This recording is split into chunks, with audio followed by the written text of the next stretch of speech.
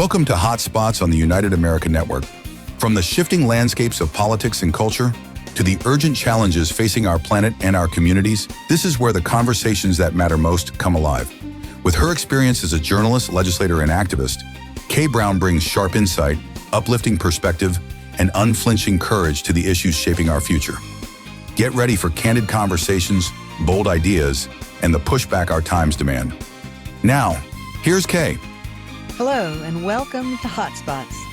Today we'll be discussing the Arctic's catastrophic meltdown that's accelerating the world's warming and what we can do to protect the Arctic and keep it frozen.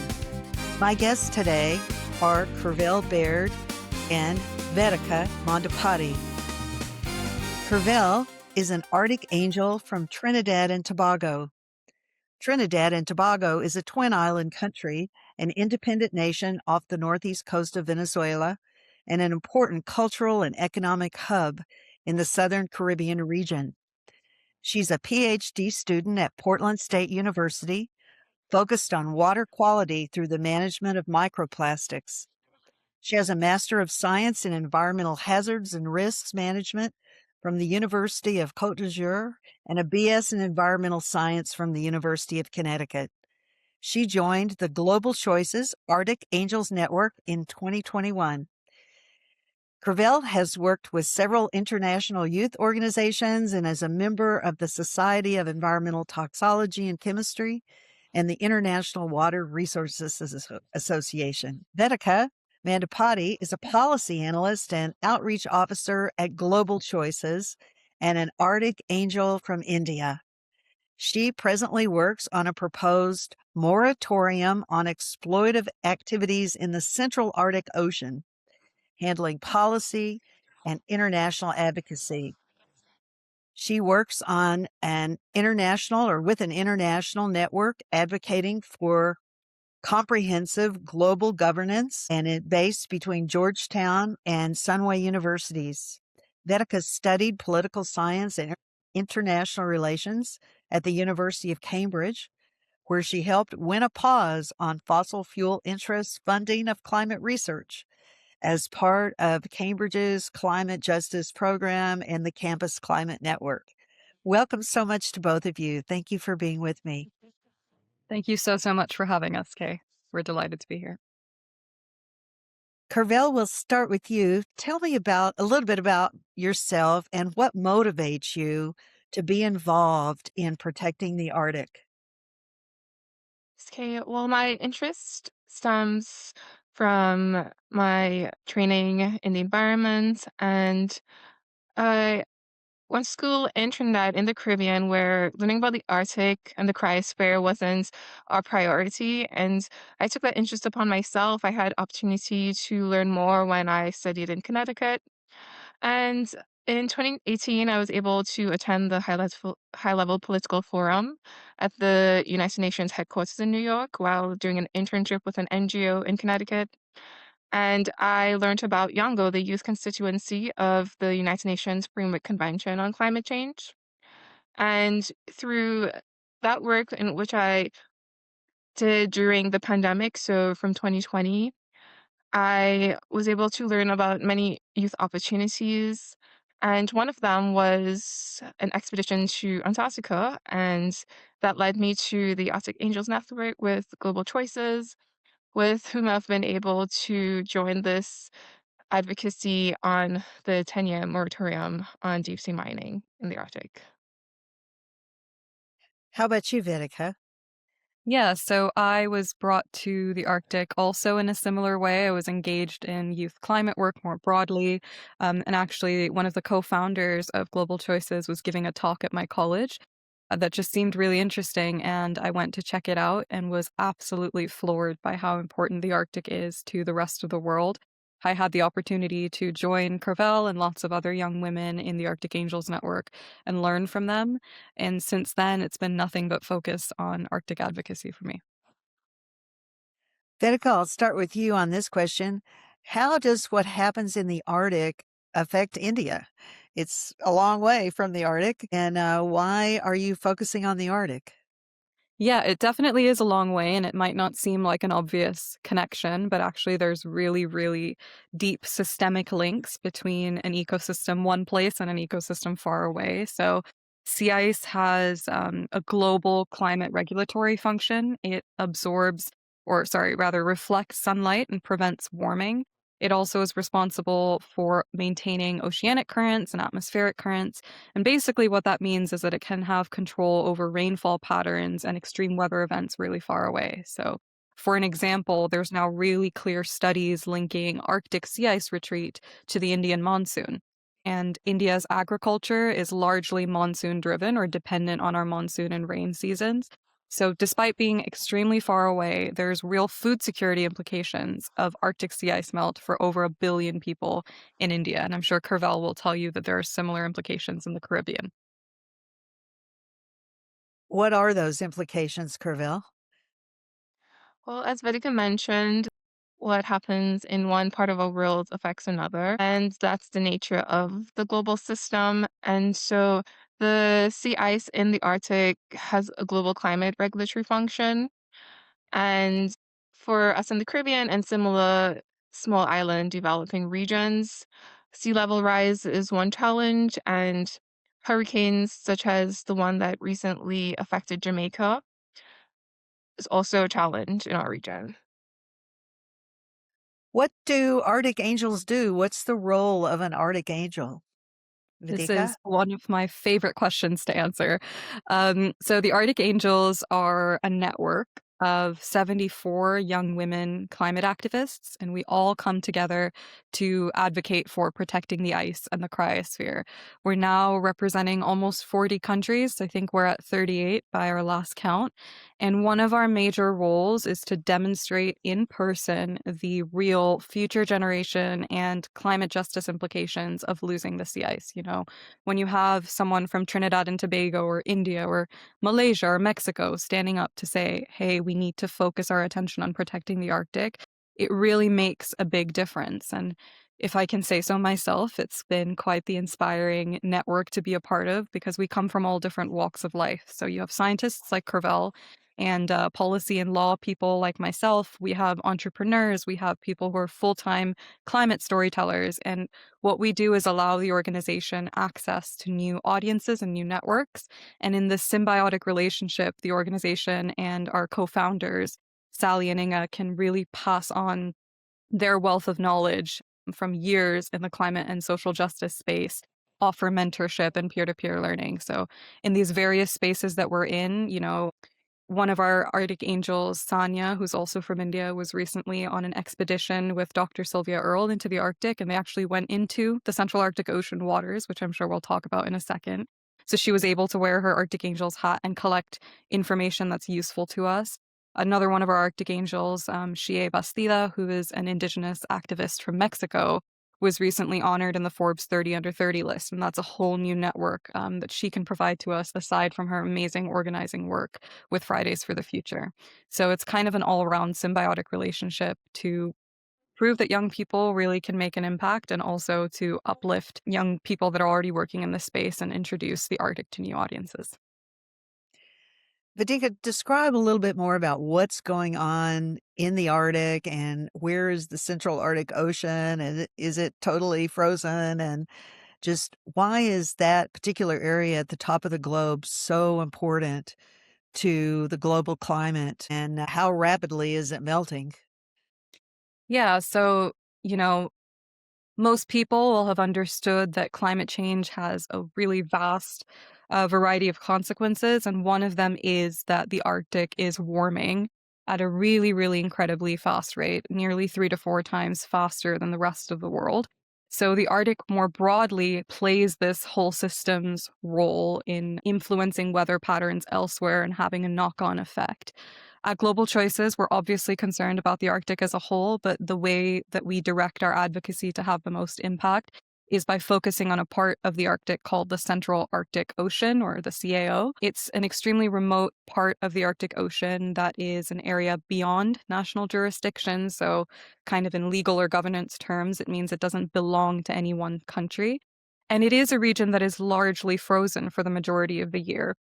But the sea ice is retreating, Since the 1980s, so the past 4 or so decades, there's been almost a two-thirds loss in sea ice or retreat of sea ice in the Arctic Ocean. And that's a massive, massive shift in what those ecosystems are meant to look like and has huge consequences for the peoples of the Arctic, particularly the indigenous peoples who've been stewards of those ecosystems for millennia, for other life in the Arctic, and also, as we've now explained, globally.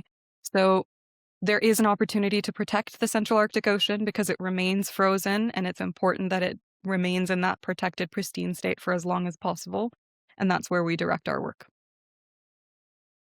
Kervelle, what activities are going on there now, and what activities might be happening there in the future as the sea ice melts and retreats? Well, as Vedica mentioned, the Central Arctic Ocean remains largely frozen, so there's no large-scale commercial activities at the moment. It's mostly research. But due to climate change and the accelerated melting, exploitation of the resources that are possibly under the ice is an interest, and shipping across the North Pole. And these activities could be dangerous to the local ecosystem, as Vedica explained, and have global consequences, as we've been mentioning. So that's why we at Arctic Angels and Global Choices advocate for precautionary approach. And we believe that we have to protect the ecosystem because we cannot plant the ice as we do to address other of our global problems.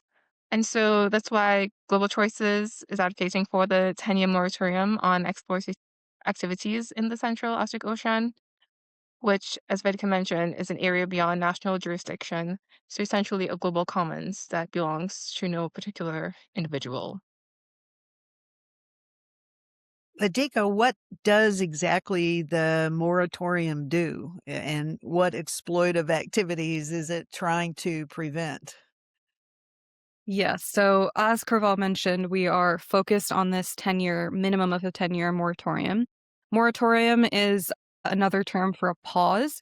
So effectively what we're saying is in this space where currently there's no large-scale commercial action, we want states to come together to agree to pause activities like fossil fuel exploitation, deep sea mining, shipping through the North Pole or transpolar shipping, unregulated geoengineering, unregulated commercial tourism, just for a minimum of 10 years. And you have to consider the Central Arctic Ocean as one of the last few ecosystems in the world where we have a unique opportunity to protect before we do significant harm. Obviously, it's been harmed by climate change more broadly, but locally, it's a space that's relatively free of human-induced pollution.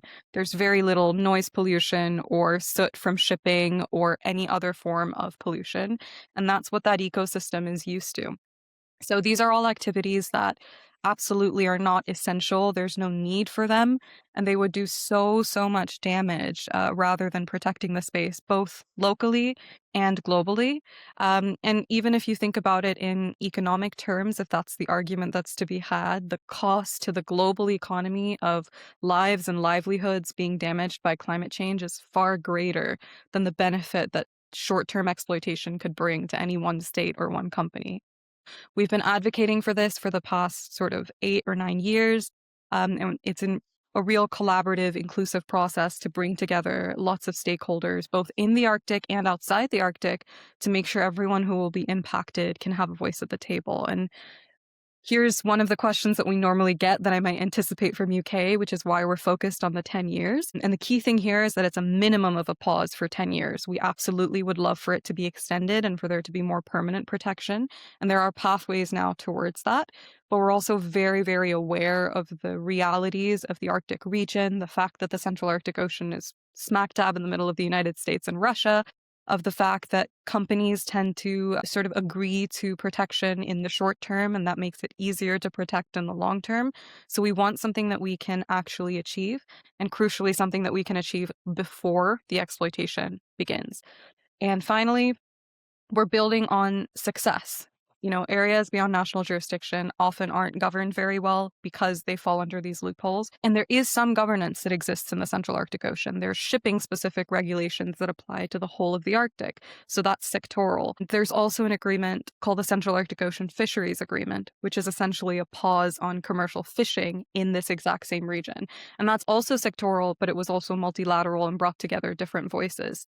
We really just want to expand on what's existing and have a holistic path towards governance. And in a world that can seem really fragmented, really difficult, like there's lots of crises at once, this is a really unique opportunity for multilateralism to bring together lots of people, change how global governance is done, and have a real impact. Yeah, that fisheries agreement was really groundbreaking and has set a good pattern for what could happen. But I wanted to ask you, how's it going? And are you trying to get countries to agree to this, or individuals, or who actually signs or participates in the moratorium? And Yeah. how much support do you have so far? Yeah, that's a great question. We are at the end, we would like to have signature from states. So that would include the Arctic states, as well as a key group of non-Arctic states who already have participated in things like the fisheries agreement.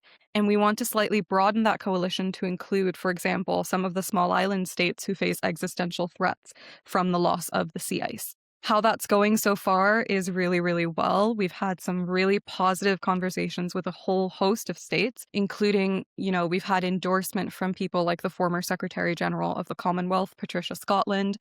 And we've also tried a path where we understand that civil society support of Indigenous communities, support of young people is very important to demonstrate to states and to governments that this is a priority. And so we work with people like Dr. Sylvia Earle, who's one of our patrons. That's part of the reason that the Arctic Angels Network is so important, traveling and in their local communities, inspiring action. And so it's been going really well. We're now at a point where after doing this since, I think maybe 2017, 2018, we've got a clear policy pathway towards how we can implement the moratorium. So what needs to happen in the multilateral world for this to become more than an idea and sort of a real implementable moratorium. And that work was done by 3 Arctic Angels, actually, including myself. So young people who have a background in governance and policy and can bring that perspective to the table in an intergenerational way. So it's been going really well. Obviously, we have more work to do, but we're really positive about bringing actors together to make this happen. With the United States and Russia being 2 of the Arctic nations involved in this, and both of them not being particularly helpful at the moment, how are you seeing their non-participation? I assume they're not on board with this. So presently, no, we haven't spoken to the Russian government and completely understand that this United States administration is not particularly climate focused and that there's issues with them and the Arctic. However, we also understand that not every decision is a high-level political decision and that there are pathways towards support. What we can do is galvanize as much support as possible within the European Arctic, within the North American Arctic outside of the United States. We can make sure that we're talking to non-Arctic states and make sure that there is momentum so that when there is the time and the opportunity to bring people together, it's doable. And I just also want to note that the fisheries agreement, I believe, was largely negotiated or towards the tail end of the first Trump administration.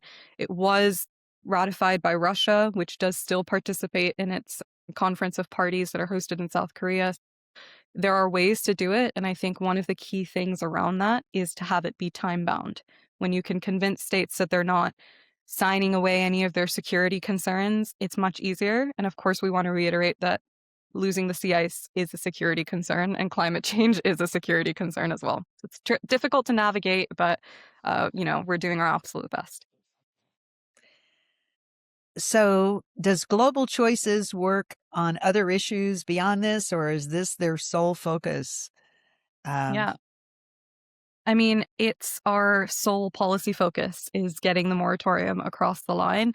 And in a very sort of cooperative or symbiotic way, we work with the Arctic Angels. I mean, lots of our Arctic Angels, like, you mentioned Kervelle's primary focus is her research on microplastics, which is very interesting. That's what she does full time. but she's also involved in the Arctic Angels Network to advocate for the Arctic more broadly. So the organization is concerned with the poles, but really, really specifically the Central Arctic Ocean. Kervelle, how can individuals help in addressing these issues we've been discussing? Well, firstly, educating yourself is important, so listening to this podcast is great. You can also visit our website, globalchoices.org, and there you can find a petition that you can sign to show your supports, remembering that we need to protect the ice while we have it. I'm just going to jump in here and say, when you're on our website or on our socials, you can also sign up to be part of our Arctic Ice Force. So you can receive our newsletters and input on how you can take actions in your local community, because showing public support really, really makes a difference. And speaking with both my Arctic Angels and my Global Choices staff hat on, I would encourage anyone that feels that they're able to donate on our website. Even the amount of your weekly cup of coffee can make a massive difference, both in helping us advance this crucial policy work and in helping us uplift young women, providing them access to really hard to get into international spaces and conversations, and really make an impact on lots of careers. Great. Well, thank you so much, both of you, Vedica and Kervelle, for all the work you're doing to protect the Arctic. It's so crucial that we protect and keep frozen this fragile place that helps cool the whole planet. And it's just depressing to me that the United States has, in fact, just about totally withdrawn from these discussions at the international level, or at least stopped being a positive force in trying to rein in climate warming, and actually doubling down on more fossil fuels and pulling us out of the UN organizations and treaties that deal with climate. So leaving us with the hope that other nations and organizations such as yours will continue their efforts to protect the Arctic, and that here in the United States, leaders will pursue climate action in spite of what our national administration is now attempting to do. So look forward to your success. That's all for now. See you next time on Hotspots. You've been listening to Hotspots with Kay Brown, where tough issues meet thoughtful conversation. Stay engaged, stay inspired, and join us again as we spotlight the struggles, solutions, and stories that fuel resilience and change. Until next time, keep your fire burning. Hotspots is a production of the United America Network and is available on most major podcast platforms, as well as from unitedamericanetwork.com. This is what democracy sounds and looks like